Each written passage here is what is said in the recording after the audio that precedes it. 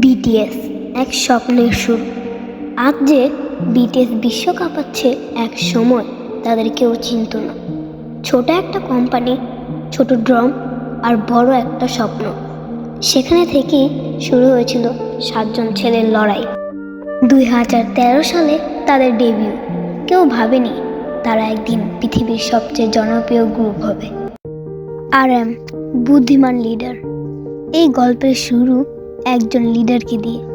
ছোটবেলা থেকেই RM খুব মেধাবী ছিল, তার আইকিউ খুব বেশি ছিল, কিন্তু সে পড়াশোনা ছেড়ে মিউজিক বেছে নেয়।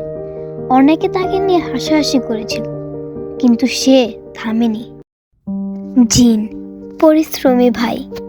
জিন আগে অভিনয়ে পড়তো, গান বা ডান্সে সে শুরুতে দুর্বল ছিল, কিন্তু প্রতিদিন রাত জেগে প্র্যাকটিস করেছে। আজ তাকে বলা হয় ওয়ার্ল্ড ওয়াইড হ্যান্ডসাম। সুগা নীরব সংগ্রামী। সুগা ছোটবেলায় পরিবার থেকে সাপোর্ট পায়নি, টাকার অভাবে পার্ট টাইম কাজ করত।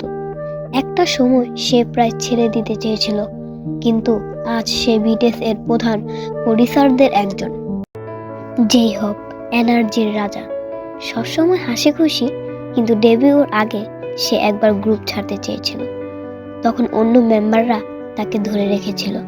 আজ সে বিটিএস এর machine. Jimin stage king. Jimin নিজের শরীর নিয়ে অনেক কষ্ট পেয়েছিল। সে অনেক প্র্যাকটিস করত, নিজেকে প্রমাণ করার জন্য দিন রাত চেষ্টা করেছে। আজ তার স্টেজ প্রেজেন্স অসাধারণ। ডেবিউর আগে বিকে অনেকদিন লুকিয়ে রাখা হয়েছিল। হঠাৎ একদিন সবাই তাকে দেখে অবাক হয়ে যায়।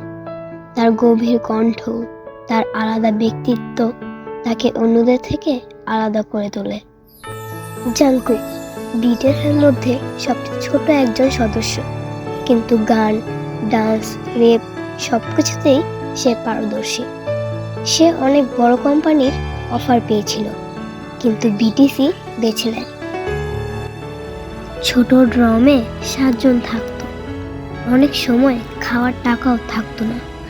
অনেকেই বলেছিল তারা ব্যর্থ হবে, কিন্তু তারা হাল ছাড়েনি। প্রথমবার পুরস্কার জেতার সময় তারা মঞ্চে কেঁদেছিল। সেই কান্না ছিল কষ্টের জয়ের কান্না।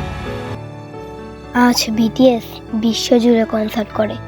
লক্ষ লক্ষ আর্মি তাদের ভালোবাসে। ছোট কোম্পানি থেকে শুরু করে আজ বিশ্বমঞ্চে তাদের রাজত্ব।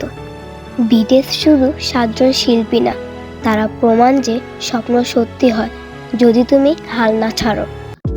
তুমি যদি বিটিএসকে ভালোবাসো তাহলে ভিডিওটা লাইক করো, আর এরকম মজার মজার ভিডিও পেতে আমাদের চ্যানেলটি এখনই সাবস্ক্রাইব করো।